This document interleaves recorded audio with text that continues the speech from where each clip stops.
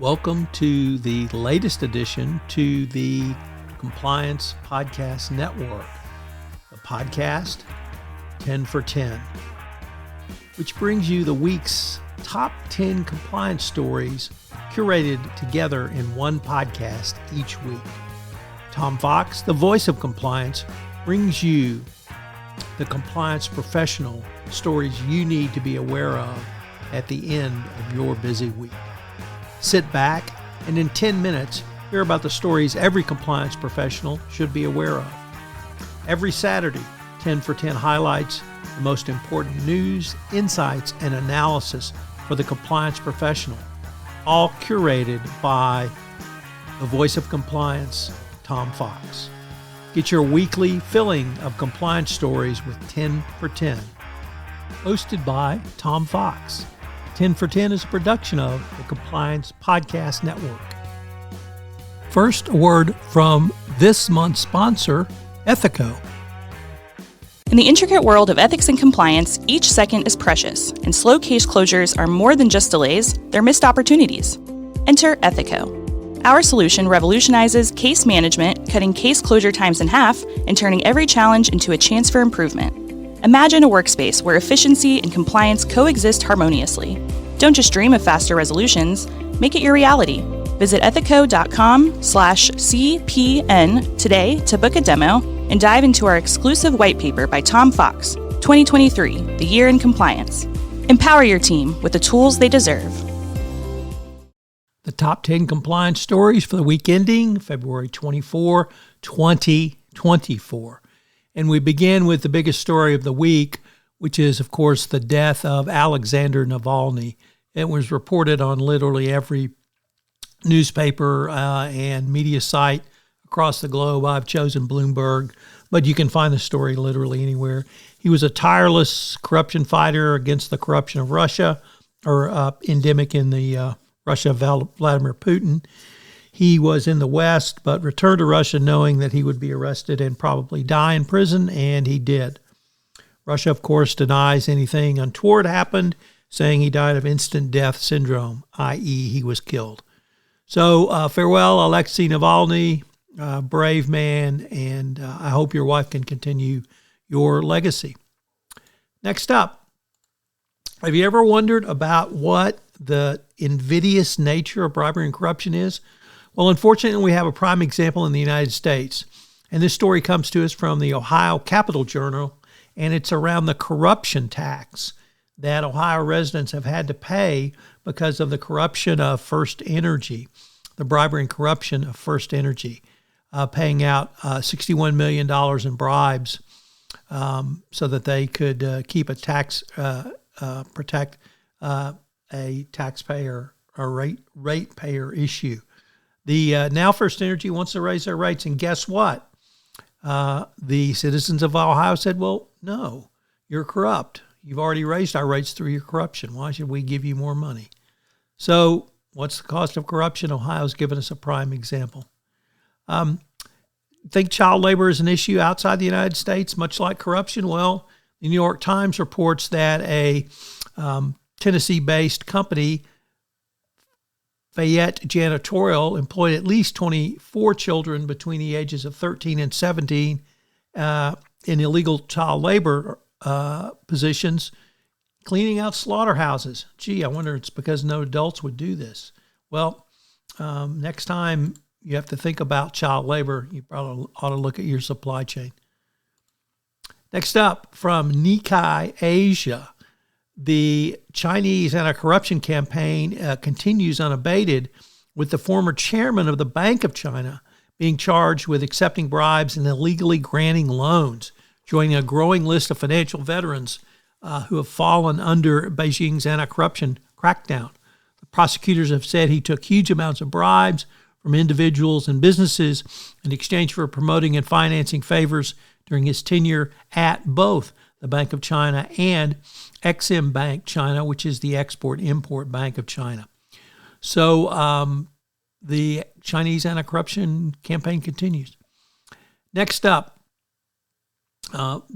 more employers are seeking full-time return to work. They want command and control mindsets. They want mindless employees, not those who are willing to speak up and speak truth to power or even report illegal acts. So this return to work, an entire CEO change in mindset that we're going to tell you what to do, and you're going to do it. It's coming back, so it's going to be interesting to see where this leads. Next up, a case is going to trial in an area called shadow insider trading. This is a first-time trial with this novel legal concept that the Securities and Exchange has posited. Although Congress has never defined what insider trading is, now we have it with shadow insider trading.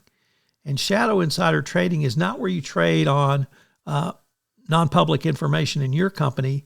It's that you allegedly get non-public information and on other companies and trade on that.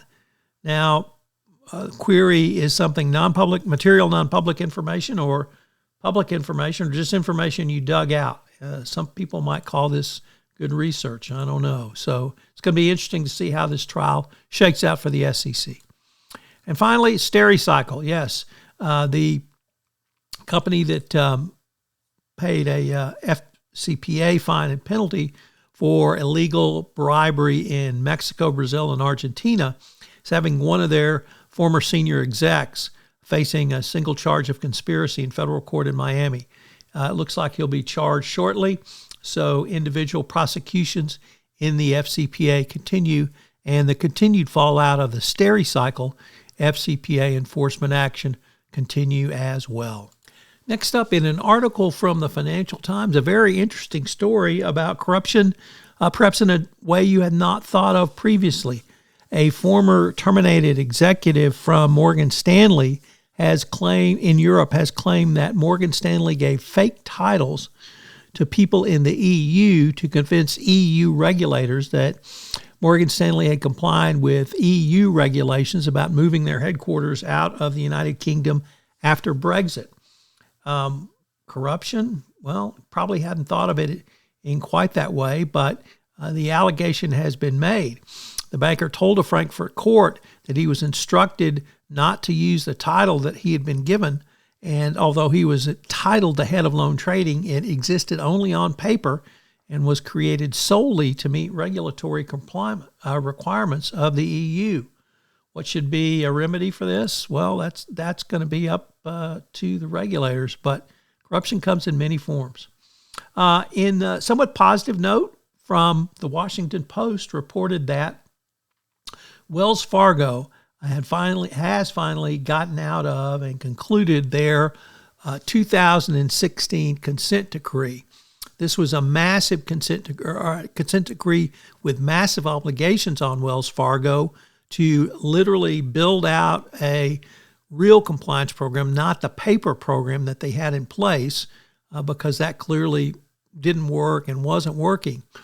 Wells Fargo faced billions of dollars in fines, billions in loss of market share, and millions paid to upgrade their compliance program. Yet, Wells Fargo was able to do so and is now out of their consent decree. Perhaps the largest penalty Wells Fargo paid was that they could not grow. They had certain growth limits put on them.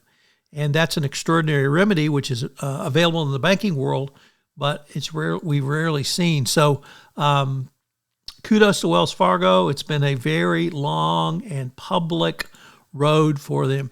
And our final story comes to us from The Guardian, which reports that the NRA corruption case has gone to the jury, and the state of Letitia James, Attorney General of the state of New York, has put on a forceful case around the corruption at the NRA, literally at the highest levels.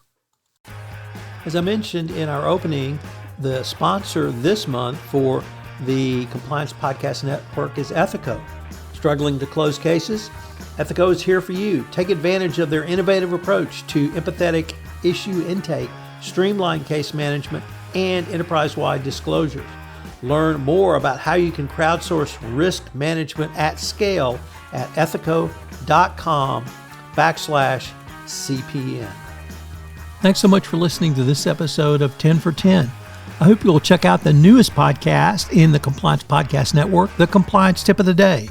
In Compliance Tip of the Day, I give a 5 to 8 minute summary of one tip that you can integrate into your compliance program or put together for greater compliance program efficiency.